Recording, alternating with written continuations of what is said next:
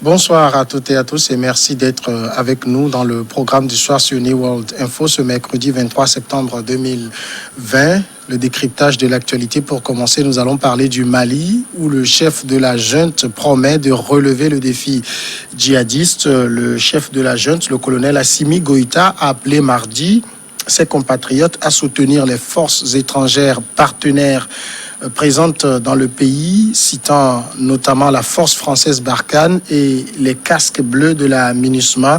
Le colonel Assimi Goïta s'exprimait à l'occasion du 60e anniversaire de la cession du Mali à l'indépendance, en promettant également de relever le défi du terrorisme. Nous en parlons tout de suite avec Mamadou Diouf, notre éditorialiste. Bonsoir Mamadou Diouf. Bonsoir Samuel. Le renversement d'Ibrahim Boubacar Keïta, on le sait, n'a pas mis en berne la question du terrorisme. Ce que dit le colonel Assimi Goïta, ça montre qu'il prend toute l'ampleur de la question. Mais tout à fait, le problème du Mali, ce n'est pas IBK. C'est ce que disait tout le temps l'imam Dicko, et il avait vraiment raison sur ce plan-là. Il ne faut pas qu'on oublie que quand Ibrahim Boubacar Keïta prenait le pouvoir, il a trouvé déjà un problème parce que ce problème lié à la violence date des Touaregs. Ça n'avait pas commencé avec ceux qui se prétendent être des djihadistes. Et c'est ça qui était d'ailleurs même la raison du départ du président ATT à l'époque. Donc cette question de l'insécurité est en train de traverser plusieurs présidents maliens. Il a raison quand il reconnaît que jusqu'à présent, il y a une insécurité qui prévaut sur une bonne partie du pays, comme il l'a dit, c'est tout à fait vrai. Et ils ne peuvent pas proposer parmi les solutions au Mali une solution meilleure que de ramener la paix sur ce territoire, parce qu'actuellement, avec la guerre, bien des choses au Mali sont complètement bloquées. Justement, quand il promet relever le défi djihadiste, il doit aussi savoir que c'est une question épineuse. Non seulement épineuse, mais une question complexe. Une question complexe. On ne peut pas dire de façon aussi facile, comme certains le disent, que le président IBK n'avait aucune volonté pour régler un tel problème. Ce n'est pas possible. Mais régler le problème n'est pas facile. Il ne faut pas qu'on oublie que juste avant son départ, à force d'avoir utilisé la méthode militaire qui n'avait pas véritablement donné de réponse, il était en train d'initier une autre méthode en montrant qu'il était prêt à rencontrer Iyad Agali et Amadou Koufa, en rejetant les étrangers qui sont sur le territoire malien pour une discussion entre des Maliens. Goïta doit bien savoir que ce problème est complexe. Parce que d'abord, c'est un militaire de carrière. C'est quelqu'un qui se connaît très bien. C'est quelqu'un qui a été affecté au nord du Mali. Il a servi à Gao, il a servi à Kidal, il a servi à Menaka, il a servi à Tombouctou, il a servi à Tessalit. Et quand vous regardez, c'est les zones maliennes où il y a le plus de problèmes. Avant de prendre le coup d'État, c'était lui le commandant de ce qu'on appelle le BAFS, des forces autonomes spéciales qui sont là pour lutter contre le terrorisme. C'est lui qui avait coordonné également les actions contre la Radisson Blu. Donc, d'un point de vue, j'allais dire, profil, il a le profil pour pouvoir faire face à ces terroristes. Mais sa personne seule ne suffira pas du tout pour résoudre ce problème. Il ne faut pas qu'il fasse l'erreur qui a été faite jusqu'à présent. La solution ne sera pas que militaire, il faut aller dans le sens d'une solution globale. C'est ce que tous les spécialistes disent. S'ils prennent l'option militaire seulement, ils risquent d'échouer comme ceux qui les ont précédés. Alors justement, au moment de la présidence d'IBK qu'on accusait de ne pas faire grand-chose pour le terrorisme, contre le terrorisme, on oublie de dire que ces militaires qui sont aujourd'hui à la tête de la junte étaient ceux qui étaient au front. Oui, mais il y a une différence parce que quand les militaires étaient au front, il ne faut pas oublier que plusieurs fois, on a vu les femmes, les enfants des militaires sortir et manifester en disant que leur père, leur mari sont sur le front, mais on ne leur donne pas le matériel qu'il faut pour pouvoir faire face. Et donner ce matériel-là, c'est quelque chose de politique. Les militaires sont sur le front, c'est vrai, mais s'il faut avoir des armes, ce n'est pas le militaire qui va aller sur le marché international pour aller chercher des armes. Ou quand il est délégué en tant que spécialiste pour choisir le type d'armes, c'est l'État malien qui doit acheter les armes, c'est l'État malien qui doit mettre les armes et les munitions à la disposition des militaires. Il se trouve que, puisqu'il a été choisi, le président de la transition est un ancien militaire, le président de la transition est un ancien ministre de la Défense. S'il s'y ajoute un vice-président qui est un militaire homme du terrain spécialiste de ces questions, puisqu'il a été formé par les Américains, il a été formé par les Russes, par les Allemands, par la France. Goïta a un profil quand même d'un véritable combattant qui peut descendre sur le terrain. Mais comme je l'ai dit, ça ne suffit pas. Ce n'est pas parce qu'on va mettre un militaire au devant qu'on va régler le problème du Mali. Si c'était la question militaire qui règle ce problème, normalement le problème était déjà réglé avec le G5, avec la MINUSMA, avec l'armée malienne, avec Barkhane. On n'a pas eu jusqu'à présent une solution militaire. Donc il ne faut pas qu'ils fassent l'erreur de vouloir un peu laver l'affront, parce qu'il faut reconnaître que les militaires ont vraiment subi avec ces questions de violence. Il ne faut pas que par cet orgueil de militaires qu'ils veuillent laver l'affront, au point de commettre une erreur également. La solution, encore une fois, ne pourra pas être que militaire. Justement, quand il dit cette phrase qu'il va régler la question militaire, beaucoup se demandent est-ce que Assimi Goïta finalement a une baguette magique? Il n'a peut-être pas une baguette magique, mais il a été formé en Russie. 2 parmi les membres du conseil militaire revenaient de Russie 9 jours avant le coup d'État. Le président par intérim a été formé en Russie. On l'accuse même d'être un pro-russe dans la presse malienne. Même certains disent que c'est parce qu'il est pro-russe qu'on l'avait fait sortir du gouvernement. Et tout le monde a vu, juste après le coup d'État, l'ambassadeur de la Russie a été reçu par les militaires.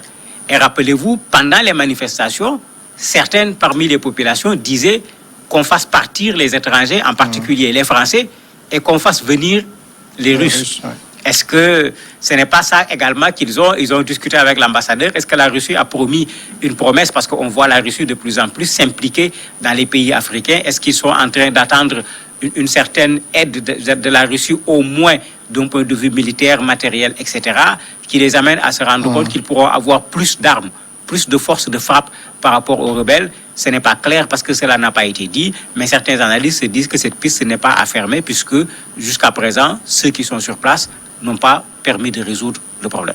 Mais en même temps, c'est Assimi Goïta qui parle. Assimi Goïta, c'est un homme de terrain et il a été confronté, il était au plus près du terrorisme et il doit aussi comprendre les enjeux stratégiques qui tournent autour des questions de terrorisme au Mali.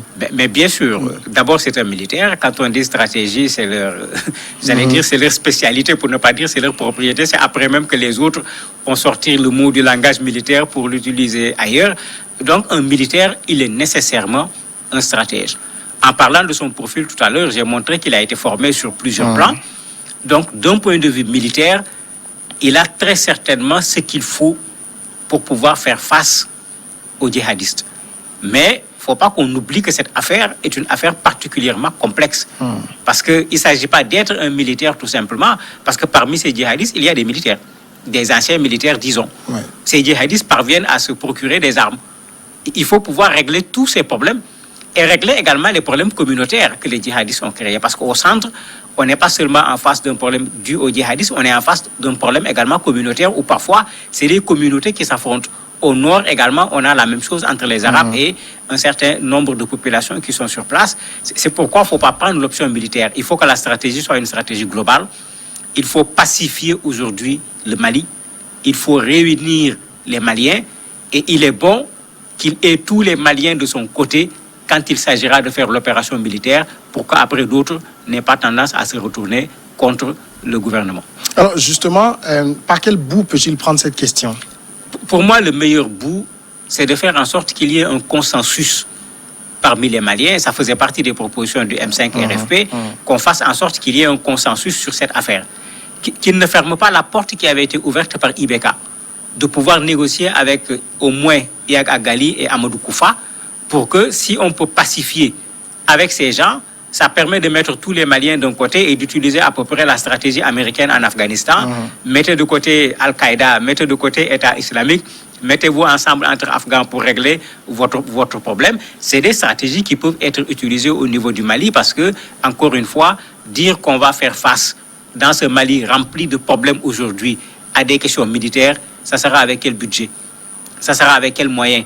Ça sera avec quel matériel militaire? Il ne faut pas qu'il s'empresse en bon militaire à vouloir y aller avec la force seulement. Il faudra beaucoup de stratégie s'il veut vaincre ceux qui font face aujourd'hui à l'armée malienne. Mais ce qu'il a dit, ça peut aussi être perçu du côté des terroristes comme un affront qu'ils vont vouloir frapper pour lui montrer qu'en fait, il n'a pas la maîtrise de la situation. Oui, s'ils en profitent rapidement, oui. Mais très certainement, je me dis que puisqu'ils ont pris le pouvoir, autant ils se sont concertés pour faire leur coup d'État, j'allais dire de façon formidable. Je me dis qu'ils sont en train également de se concerter pour pouvoir le réussir sur ce terrain. D'ailleurs, quand ils sont arrivés, ils ont réussi un certain nombre de coups en parvenant à neutraliser un certain nombre de terroristes dans certaines zones, et les médias maliens n'ont pas manqué de le mettre en évidence. Ils en auront besoin.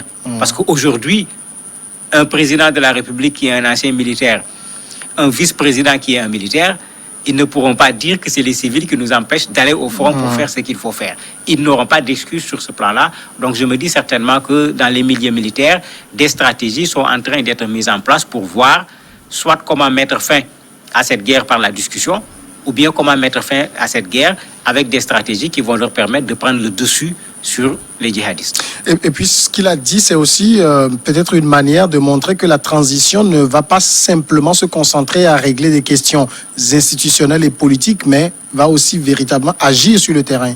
Oui, mais ils n'ont pas le choix. Ils n'ont pas le choix parce que le président Ibeka était là, l'Assemblée était là, comme on dit, l'Assemblée marchait. Le président avait été élu, il n'avait pas fait un coup d'État pour arriver au pouvoir, mais le Mali était bloqué par la guerre. S'ils veulent régler le problème du Mali, c'est vrai que c'est le côté politique qui a déclenché ce coup d'État, mais ce côté politique a un soubassement. Il ne faut pas qu'on oublie que l'opposant Soumaïla Cissé est toujours entre les mains de ses ravisseurs. C'est de la politique, c'est vrai, mais c'est également la violence au Mali, puisqu'on l'avait pris pendant la campagne électorale. La transition va finir par une campagne électorale, par des élections. Si on n'a pas pacifié ces zones du Mali, comment les politiques vont pouvoir aller faire campagne en se disant qu'on peut nous kidnapper, comme Soumaïla avait été kidnappé, etc. Donc, ils seront obligés d'agir sur les deux côtés, autant sur le plan politique, pour mettre en place au Mali une base qui sera la bonne pour que ce pays soit véritablement un pays démocratique, lutter contre la corruption, parce que cette corruption impacte également la façon de lutter contre le terrorisme, mais également faire en sorte que la violence s'arrête dans ce pays, parce que même si on élisait un président de la meilleure façon, tant qu'il y a le terrorisme, je ne vois pas comment il va pouvoir faire le développement du Mali.